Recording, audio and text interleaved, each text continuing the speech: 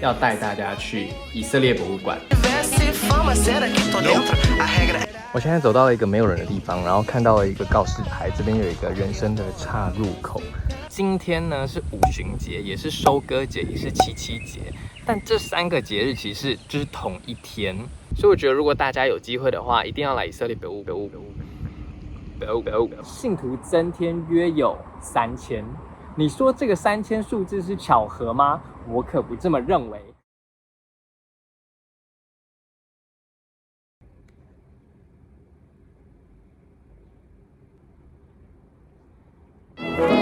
大家早安，今天是Shavuot。Shavuot是什么呢？就是犹太人要到耶路撒冷过3大节日之一。我已经快把3大节日收集完了，今天要拍第2支。上一支逾越节的影片在前往埃及的路上拍，今天呢，五旬节、七七节、收割节的影片，要带大家去以色列博物馆，然后去给大家看这个 Omer 是什么，就是他们数算这个 Omer， 然后下午再去公园吃起司蛋糕，我们就一起去看吧 ，Go Go！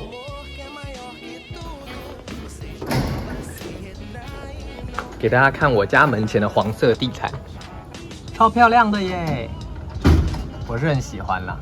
大家知道Shavuot是跟安息日一样的概念，所以是没有交通工具的。我现在呢要直接走路到以色列博物馆，那这个 Google 写要51分钟，大概爬70几公尺的坡，然后下坡有60几公尺，所以我们就看怎么走。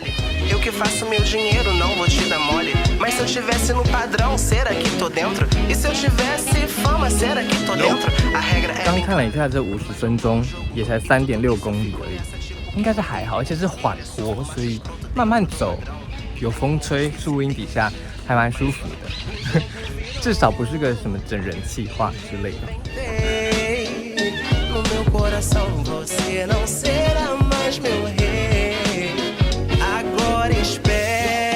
我现在走到了一个没有人的地方，然后看到了一个告示牌，这边有一个人生的岔入口，上面写着 Museum。但是这条路看起来非常的有盼望，我们走。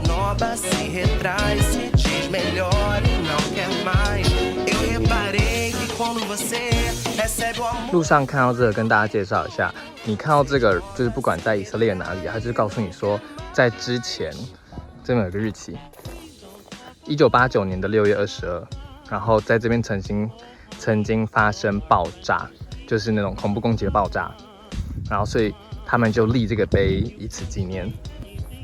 为什么走一走觉得这块地有点不太对劲？确定是这里吗？到了！这个故事告诉我们，你的人生看起来多艰辛，在神的保守中，你总会找到道路的。既然今天是五旬节，就来跟大家介绍五旬节的由来，还有以色列人怎么庆祝。首先呢，你在圣经里面大概会听到很多，也不是就是很多节嘛，然后又有不同的名字，所以今天呢是五旬节，也是收割节，也是七七节，但这3个节日其实就是同一天。这个节日呢，是耶和华晓谕以色列人1年要3次到耶路撒冷去向耶和华守节的其中之一。在希伯来文呢，五旬节叫做 Shavuot。那 Shavuot 这个字是 Shavuah 的复数，意思是一周的周。就比如说 Shavuah 就是下一周。那为什么是用周呢 ？Shavuot， 因为在前出守节过后的7个7天，就是7个7周，就是五旬节。这一天也是以色列人进入流奶与蜜之地的时候。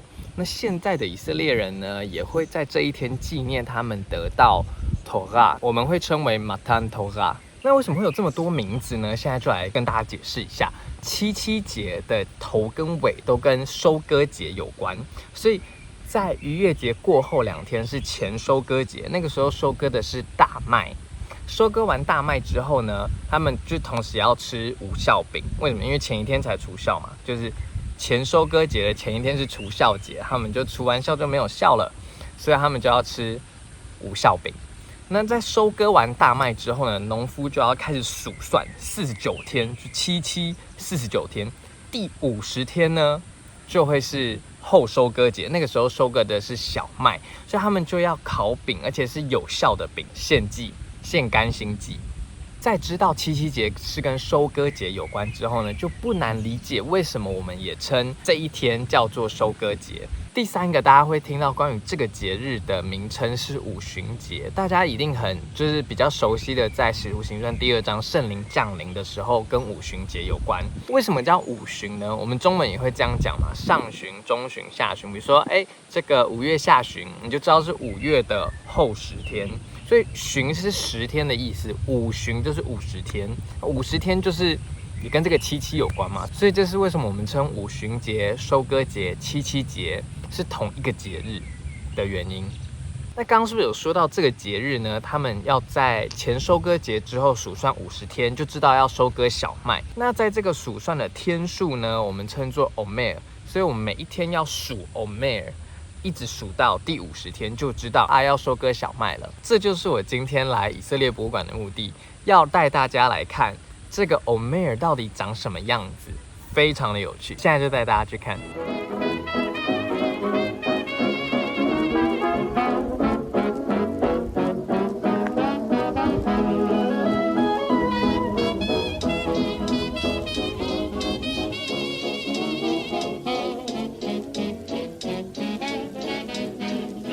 找到了，这个就是我要跟大家介绍的 Omer。那这个 Omer 呢，就是也根据不同地区的犹太人，然后不同形式的记录去数算他们的 Omer。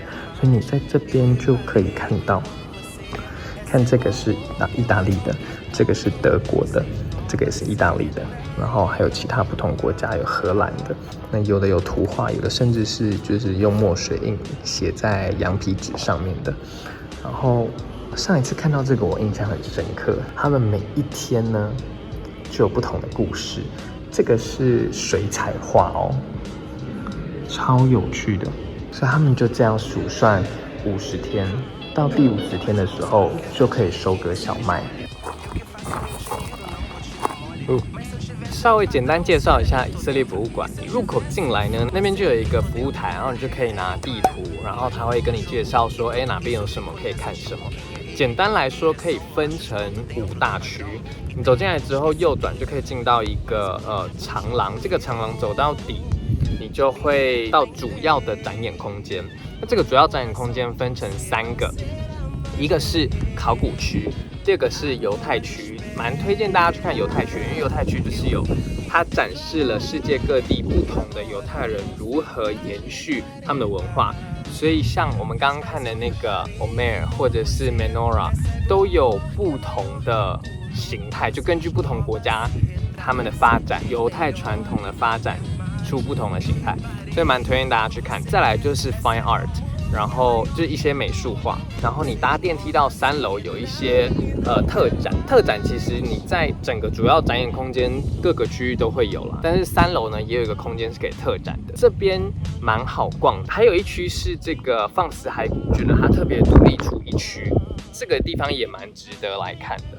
我之前来过几次啦，刚刚又简单逛了一下，我觉得还是要说为什么我很推荐那个新开的埃及的博物馆，因为老实讲，我觉得开罗的那个博物馆啊，太像一个仓库了，很吵杂，然后环境不是这么的友善，就是对于艺术品来说。然后我觉得 Le Gem 真的有博物馆、有美术馆的感觉，所以我刚逛这个我就很有感，因为我觉得在这边的体验也是非常好的，就是你可以非常的享受在你去看这个艺术品的整个过程，包含视觉上面、听觉上面都是不一样的体验，然后这些都是艺术的一环，所以我觉得如果大家有机会的话，一定要来以色列博物馆。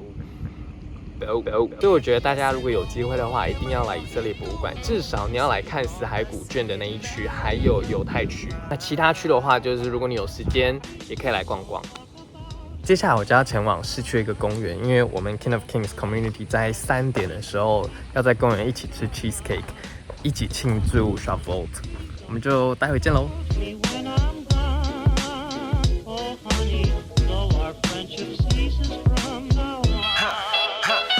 So OK， 我现在呢从你的路上，然后刚巧遇 David， 所以现在 David 在帮我拍摄，就是有摄影师真是很美好的一件事情呢。我现在呢在耶路撒冷的高级住宅区，这边真的很漂亮。然后在耶路撒冷旧城的对面，你们看到那个塔楼跟那个蓝色尖尖屋顶，那边是 Upper Room， 就是他们吃最后晚餐。虽然这是没有考古证据的，但是就是大家会在那边纪念耶稣设立圣餐这样。然后呢，现在要跟大家讲，现代希伯来人会纪念Shavuot的5件事情。第一件事情是他们会读整晚的圣经，但是它不一定要是圣经啊，它也可以是一些类似解经书或是祈祷本，或者是跟犹太哲学有关的。如果你想要就知道更多一点点细节，在我们 Ashkenazi 那一支影片里面有讲，所以大家可以在这边再去看。第二件事情就是他们要读路德记，为什么呢？因为路德记整个发生是在从 Pesach 到 Shavuot 之间，所以他们就是会在这个时间点念路德记。第三个是他们要吃奶制品，为什么呢？因为以色列人纪念这一天踏入应许之地，那应许之地就是流奶与蜜之地嘛，所以 Halav 是就是象征着吃奶进到应许之地。而且很有趣的是 Halav 这个字呢，在哈希伯来文的数字加起来是40天，刚好是摩西在山上领受律法的40天。第4件事情是他们会用绿色的植物装饰家里。第5件事情 ，What is the 5th one? I don't know. Dairy? No, dairy is third. 第5件事情是传统认为大卫的忌日也是在这一天，所以有人会在耶西的墓希伯来那边祷告。以上就是5件事情现代希伯来人会庆祝的。现在我们要去庆祝第3件事情 ，Go！ 到了，吃奶，我们来吃起司蛋糕。在这个节日，大家就是会带各样的起司蛋糕，你自己的食谱，然后我来跟大家分享。我们已经晚到了，所有的 cheesecake 都已经快要被消灭了，而且他们现场还有投票，就是投出哪一个最好吃，好有趣耶！Das ist sehr gut. Das ist sehr gut. Das ist sehr gut. Das ist sehr gut. 我们现场有投票，然后白色的是第1名，接下来2个是2、3，然后你就投到这个杯子里面，这个杯子，然后就看谁的票数最多。All right, and then so third place, the cake from Judea. I believe that would be Jesse Cohen. Mas eu não sou qualquer vadia que você escolhe. Eu que faço meu dinheiro, não vou te dar mole. Mas se eu estivesse no padrão, será que tô dentro? E se eu tivesse fama, será que tô dentro? A regra é bem clara. Não jogo no jogo. Em tudo isso eu fico nessa, tipo, quem é ele? Ele é só um macho escroto dentro do padrão. E tem um monte que se deita, mas eu não. O jogo virou, me reinventei. No meu coração você não será mais meu rei. 现在在回家的路上，再来跟大家分享一点故事。刚吃的那个起司蛋糕真的很好吃哎，而且还有排名，真的是很有趣。我个人还是比较喜欢柠檬口味的起司蛋糕。言归正传，最后一 part 呢，要来跟大家分享这个神的节期跟新约的我们有什么关系呢？那我一直觉得这件事情很重要，就是大家要知道，我们不是要守这些节期，而是要纪念这件事情在神的计划当中有什么特别的意义。Shavuot呢，是以色列人庆祝 Matan Torah 这件事情嘛。那 Matan 这个字呢，是特别指新郎要结婚的时候，然后他会在订婚的时候就给一个礼物给新娘。所以当耶稣在逾越节后3天复活，他与门徒相处40天嘛，就是把圣经上面指着弥赛亚的预言都告诉了门徒。这是我个人非常想上的一课。然后耶稣就升天了，所以门徒呢就依照耶稣的吩咐到耶路撒冷去，在马可楼这边祷告，祷告了10天，就是五旬节。门徒聚集祷告，忽然就圣灵降临，然后大家就领受圣灵。一定要跟大家分享一个我个人觉得很有趣的点是什么呢？大家记得当摩西拿着2块石板从西奈山上走下来的时候，百姓呢，因为就是觉得说，这个摩西不知道还活不活着，所以他们就跟亚伦说，你造一个金像，让我们可以拜。于是金牛犊就出现了。摩西下山的时候，看到这些百姓拜金牛犊嘛，所以他们就处理这件事情。那时候呢，耶和华因为这件事情击杀了百姓约有3000。虽然圣经没有直接明讲耶和华击杀了，但是照着耶和华所说的就是个人这个腰带在刀尖，然后在营里面走这样。总之，这个事件后也有3000人死亡。当五旬节圣灵降临的时候，大家开始说方言，说起各国的乡谈。彼得就开始讲了一篇道，解释说：哦，这就是你们逼迫的耶稣啊，然后钉到十字架上，这就是弥赛亚。众人觉得扎心，就信耶稣。那一天，信徒增添约有3000。你说这个3000数字是巧合吗？我可不这么认为。在收割节的时候赐下妥拉，然后死了3000，但是同样在新约神赐下圣灵的时候，却有3000人得救，灵里的得救。这岂不是一件美好的事情吗 ？As a Yufi 说完了，但是大家还是要自己去看圣经哦。我之前在想这个频道要怎么进行、怎么成长的时候，就在想说，如果我活着就是为了要敬拜神，那无论我做什么都要荣耀神啊。那我做这件事情，就是我做 YouTube 这件事情，要如何可以荣耀神呢？所以呢，我就想要用一些比较活泼生动的方式，讲故事的方式，让大家不会觉得好像这个摩西五经很无聊，或者是这些节气到底有什么意义？表达一些身为处在新约的基督徒的我们应该知道的事情，还有我们跟以色列人的关联到底是什么？怎么样正确的看待以色列人？我也不知道这个频道会怎么发展 ，Only God knows。所以我们就继续看下去吧。哦，对了，提醒大家，如果可以的话，记得打开 CC， 因为我这个 CC 中英文都有，有时候我没有补充到，或是漏讲，或是讲错的东西，我会在 CC 里面更正。大家就是记得要打开 CC 看哦。还想要看什么影片，欢迎私讯给我。之前有收到一个私讯说想要看校园，我有听到，我有安排，已经安排了，要跟我一起拍校园我学校的 tour 的人已经在路上了。他17号会到不是到，他17号会到以色列，所以我们就耐心等。然后目前呢，埃及的片应该也差不多上完了，所以还有想要看什么片的，赶快告诉我，在离开以色列之前，赶快拍给大家看。好，所以如果喜欢我的影片，就可以按赞，然后分享，把其他所有的影片都看一看。就这样，大家下一支影片见，拜拜。